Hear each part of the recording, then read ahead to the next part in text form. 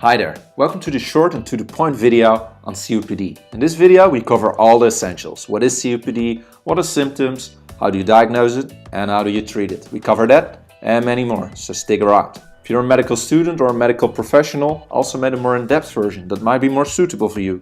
Check it out in the description.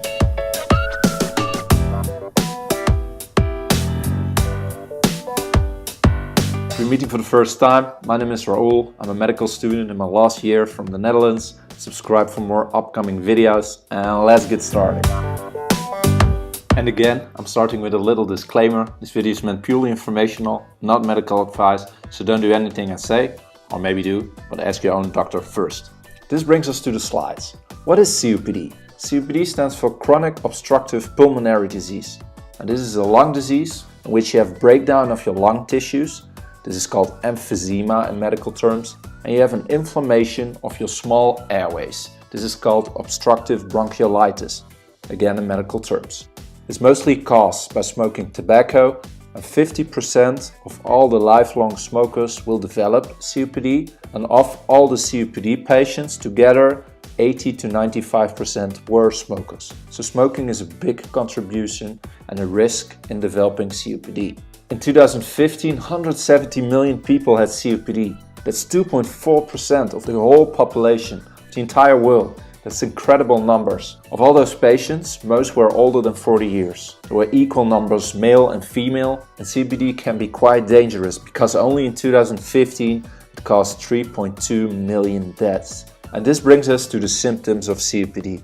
In COPD, people have complaints for longer than 3 months, but mostly for years. And in COPD, those symptoms keep getting worse and worse. COPD patients have shortness of breath, coughing, mucus production in their lungs, a chest tightness, and a squeaky breathing, which is wheezing in medical terms. And because the symptoms keep getting worse, they will also lead to difficulties during your daily life, during everyday activities like dressing yourself, cooking, walking.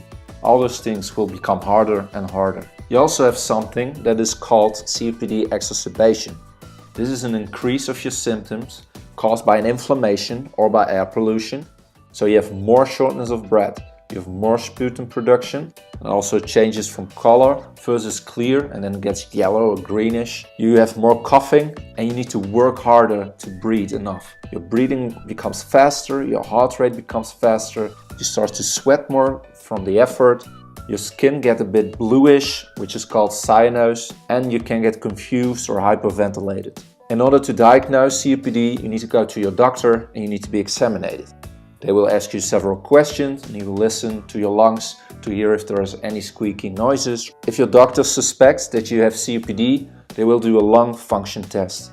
Then you need to breathe through an inhaler deeply in and deeply out.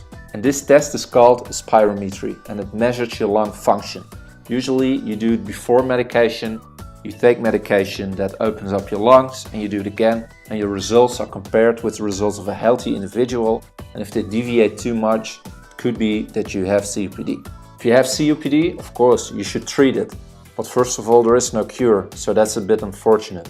However, there are some steps you can take. First of all, and the most important step, lifestyle interventions, and stop with smoking. I cannot stress this enough. If you stop smoking, the quality of your life will improve and your symptoms will get less, so that's very important. Furthermore, take the appropriate vaccinations, the influenza vaccination. By doing this, you reduce your chances on a COPD exacerbation, so this is also very important. Also do enough exercise, try to walk half an hour to an hour each day. Start slowly and build it up, and reduce your weight if you're overweight. If you're doing all of step 1 but you still have too much complaints, you go to step 2.